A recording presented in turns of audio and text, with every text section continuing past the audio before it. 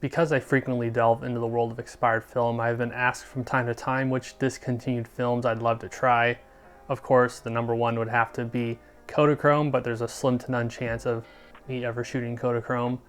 And of a film that I could actually shoot, the discontinued film I'd have to go with is Kodak Plus-X Pan. Kodak Plus-X Pan is a 125 ISO film. It was first created as Plus-X in 1938, and then in 1954, Plus-X Pan, and then it was discontinued in 2011. It was one of Kodak's oldest film stocks, and they gave it the X, which I thought was a real damn shame. And it's one of those films that is known for its sharpness, its fine grain, as well as its latitude. It is a great landscape film. Because you can't so easily get your hand on Plus-X Pan these days, I would say the best equivalent at the moment would be Ilford FP4 Plus. That is also 125 ISO, also sharp, also low grain, also a great landscape film. But nonetheless, it is not Plus-X Pan. Also, in spite of the fact that it is an expired film and it's prone to fogging and increased grain, it still can print quite well on just good old Ilford glossy, as you can see. And I'm not much of an expert darkroom printer, so if I can print it fairly well, then I think it's pretty much good for anybody. And as I have said previously, it's a great landscape film. I use this all the time when I'm traveling. I shot this at the Lucky S Mine using some, I think, 40-year-old expired Plus-X. Turned out pretty damn well. And then I shot this just on a hike in the Highway 70 Canyon nearby, checking out some Native American grindstones and all that. And once again, turned out pretty well. And this stuff, in this case, was quite fogged over. But enough of those examples. Let's take it out into the field. And in this video, I'm actually going to two locations. The first one was 2 years ago when I was out in South Dakota and Wyoming, and I brought some Plus-X Pan along with RB67. I shot primarily with a red filter on, shooting classic landscapes. I'm quite happy with the results. The first stop on my trip with this roll of film was to Custer State Park and Wind Cave National Park, which are both in the Black Hills of South Dakota. We had some fantastic green scenery as well as some awesome clouds overhead. And if you're from California like me, to see clouds in the summer already is quite the rarity, so this was quite nice.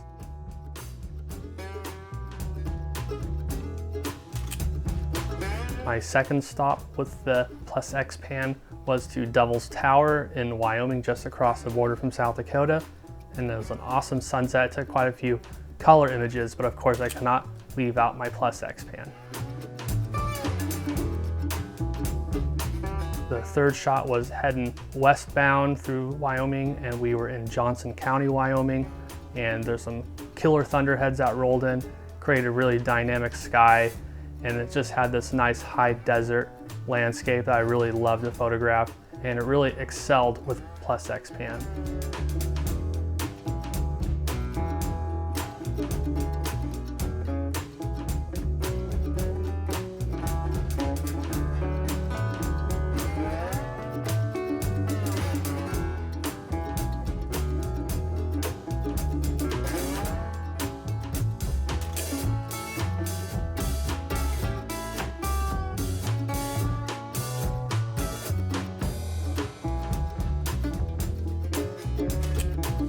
Now you might notice a little increased grain in some of these images. Some of that has to do with dodging and burning, but nonetheless, I think it's kind of standard for most black and white films in this scenario. Nonetheless, images from my trip to South Dakota were nothing short of fantastic, and I'm quite happy to have brought this expired film along. As for my second trip with the Plus-X Pan, this one happened more recently than 2 years ago. This one happened last month, and I was in Lassen National Park like normal. Because I no longer have my beloved RB67, I brought along my Pentax 6.7, which, as you've seen, I shot a lot lately, and I had a yellow filter mainly to bring out a little more darkness out of the greens. My first stop was at Kings Creek Meadow, which is one of the best views in the whole park of Mount Lassen, and it was there that I loaded up my film. As I said already, this film had expired in 1984, put in the Pentax 6.7, but what you don't know is that this actually wasn't 120 film, but 220 film. And what 220 film essentially is a roll of medium format film that has double the shots of a 120 roll. And in exchange, you don't have backing paper. And not every medium format camera can support 220 film. Only cameras that don't have any sort of red preview window, for example, or cameras that have a auto wind mechanism that can compensate for the different thicknesses. So fortunately the Pentax 67 can do 220 film, so I got the settings all proper and already fucked up. As you can see, I loaded to the dotted line here, just like on this backing paper. But what I didn't know is that for this 220 film, the dotted line isn't where you start, but it's actually boom at the arrow here, like most 120 film. And that kind of threw me off. So going forward with 220 plus X Pan, please remember, actually go to the arrows.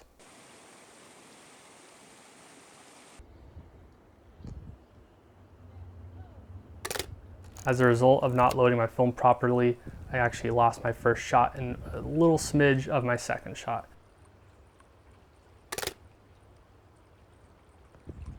From Kings Creek, we decided to go to where our hike would be, which was up Hat Creek to Paradise Meadow, from Paradise Meadow to the Summit Lakes, which would be Terrace Lake and Shadow Lake, and then all the way back down.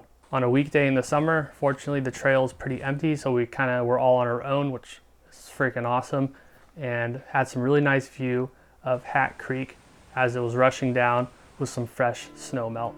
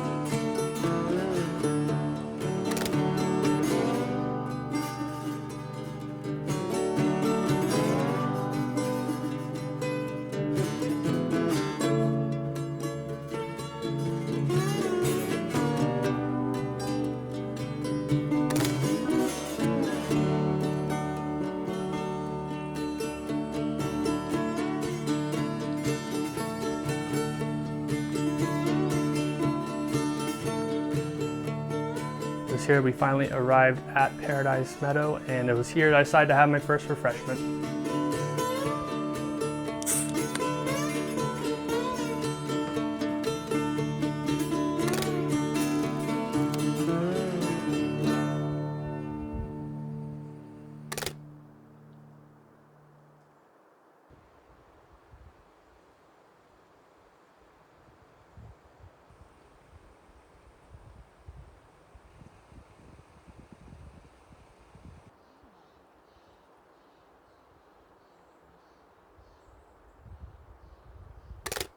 After our brief stay at Paradise Meadow, we decided to gun it up the ridge towards the Summit Lakes. And it was here where I got some really nice views of what is called the devastated area of Lassen National Park.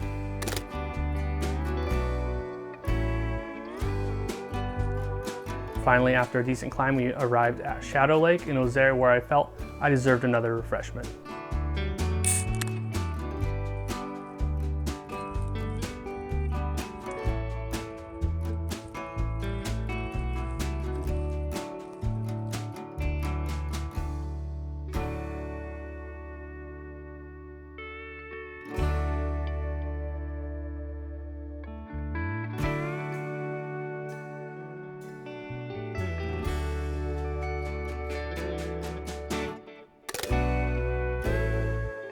As we got to the second lake, Terrace Lake, I found this awesome rock here, and the way that it's splintered, really thought it would yield a decent image.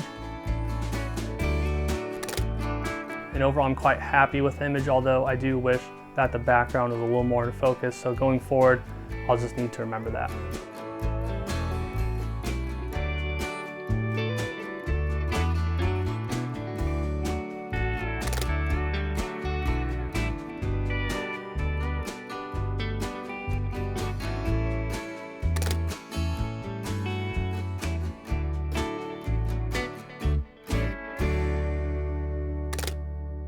with this, I snapped the last photo on my 220 roll, since it is a 20-shot roll, and we decided to head back down. It was getting pretty dark at that point anyhow. So I hope you guys enjoyed the video. I hope you guys enjoyed what Plus-X Pan has to offer. It's a great film stock. It's a real shame that it's gone, and perhaps I inspired you to give it a try.